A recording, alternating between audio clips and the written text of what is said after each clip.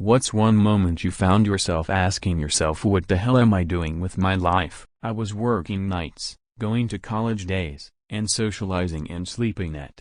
Got so exhausted I was hallucinating while driving.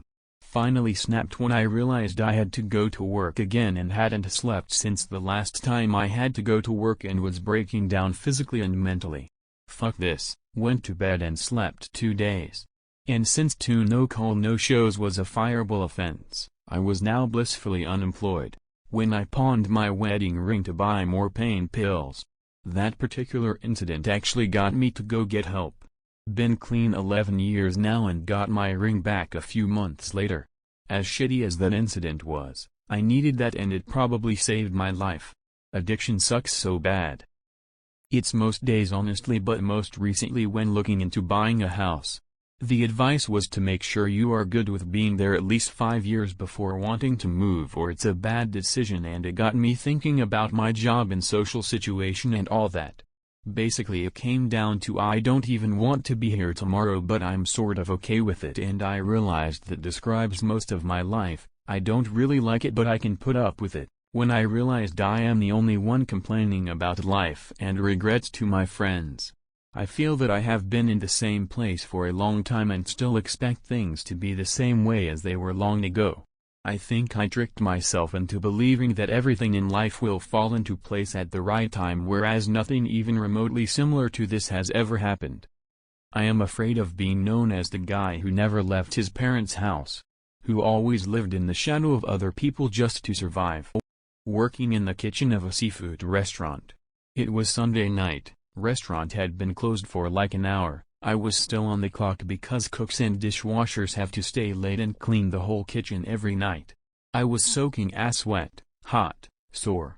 My hands were raw because the dish soap we used eats away at your skin like lye, and I'd been scrubbing walls with steel wool. I reeked of raw fish and hush puppy batter and sweat.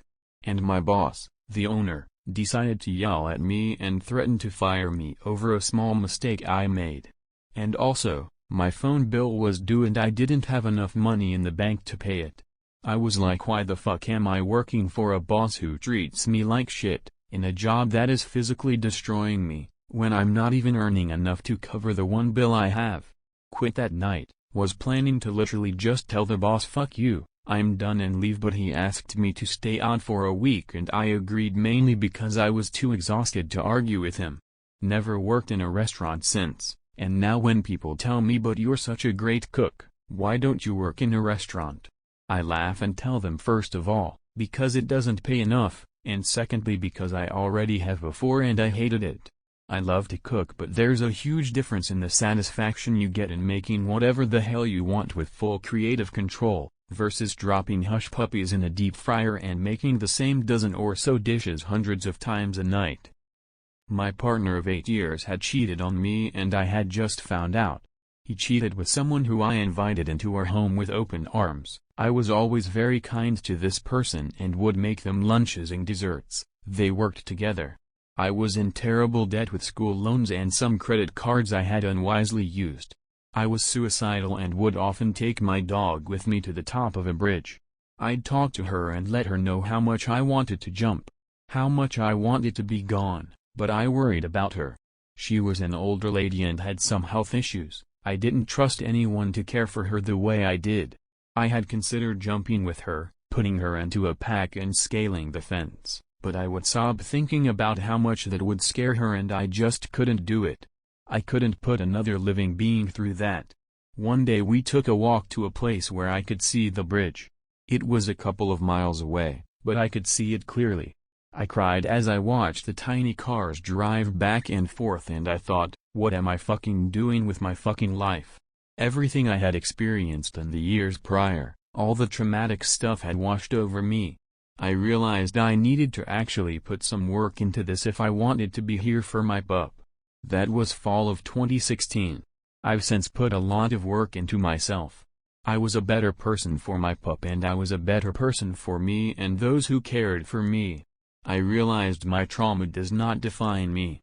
I am not the sum of that, instead I am the result of a lot of work, a lot of experiences, and a lot of help. I'm grateful, Fortunate, and privileged to have gotten out of that loop. It lasted for decades, but was incredibly intense for the last year and a half there. I honestly didn't think I was going to make it. I didn't want to. I recently lost my pup. Grieving the loss of a being is hard, but I also felt some grief in closing that part of my life. Now I say, yeah. Look at my life. And I do it with a huge smile. I'm lucky. I'm grateful.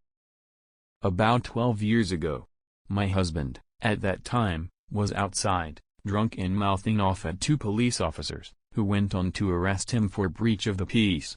He had just attacked me for checking my phone while we were watching a movie and I had called the police.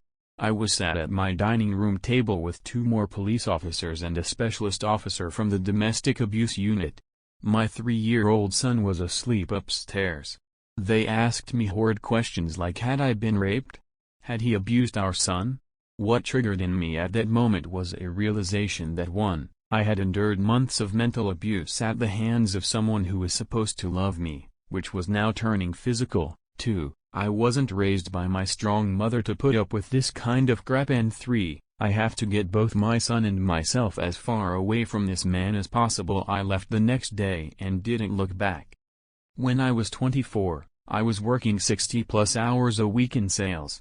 My boss beat the concept of 8 a.m. through 6 p.m. are your golden hours. Maximize those hours by doing all of your planning, forecasting, admin type work before or after those hours. Always use those hours for calls and working on getting sales. I never took breaks to eat or take care of my own stuff.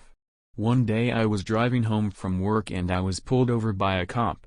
My vehicle's registration was expired for months and I never noticed because I was so focused on my job. I was arrested by the local police, even though it was only a violation technically. Sitting in the holding room at the local police station, I thought, why am I here? Then I considered my job that I was busting my ass at, to live below the poverty line. That's when I thought, what the hell am I doing with my life? Got the violation rescinded, arrest stripped from the record, got a new job and haven't looked back. If your work wants you to prioritize them over yourself, get the hell out of there. I had worked 15 years in baking. I am fully qualified. I've had 6 apprentices become bakers under me. I was in charge of the biggest production in bakeries in my city. I then quit and moved to a small town, 5,000 people, got a job in a small bakery, where I was micromanaged, underpaid, and my ideas were all shot down. If I just made an idea and gave it to the front girls and it sold well, I'd get told how crap my idea was, but they still made it because it sold. After 3 years of it getting worse without realizing, the alcoholic boss yelled at me for singing to myself. I applied for jobs I've never done before. I got one and learned how to drive a forklift, and then a month later the better paying /hours one said I got the job and went to that one. I didn't realize I wasn't a piece of shit until I worked for other people. I had been beaten down so much. It's so nice to work with people who appreciate my work. I had a pretty sheltered childhood, also no real peer group because I was so badly bullied. When I got into college, holy shit did I party. I barely got an associate's degree. I said yes to any and everyone who wanted to be my friend. Got into some very bad situations, but luck was on my side. When I was 21 I was told I had a heart defect and needed immediate surgery. The second day after having the chest tube/vent off, I had to walk down the hall. There was a scenic view of Boston from MGH with one lone tree with bright yellow leaves. I stared at that tree and committed to getting into nursing school. I am so damn lucky, working in a deli at a popular southeastern grocery chain. Offered a sample of lunch meat to this redneck lady. As she's chewing, she asks if we have the Sara Lee stuff they have at Walmart when a food particle flew out her mouth and hit me in the face. I stood there with my plastic smile wanting to just drop dead right then and there. Eventually made it to trade school and learned machining. 10 years later and I know now that there is more accountability. I work in retail, as my hands are covered in coolant and oil and dirt, trying to get the jaws off this CNC lathe. That first shift really fucked up. It's okay, he's been there 30 years and his fuck-ups are blamed on me. I start to ask the question of just what am I doing with my life again. I'm 3 months from turning 40 and I'm just so tired of everything. I'd been living with an emotionally abusive man for 13 years, we had a child. There was nothing that I could do right, so I tried to do nothing, and also everything, all at once. He was convinced he needed a new phone. We went and got him a phone, which is, of course, my phone on my account that I pay for. The day after, he went to work and brought his new phone. The old phone was on his desk still getting service. I was seeing the screen light up with alerts all day long. I happened to be standing next to it near the end of the day, and I see in the preview window a message containing multiple hearts. Soon I'm reading all the Instagram chats of my boyfriend and his other girlfriend, an ex from years ago. It had already reached the point where they were planning on how he was going to leave me, and she was repurposing a room in her house for his office.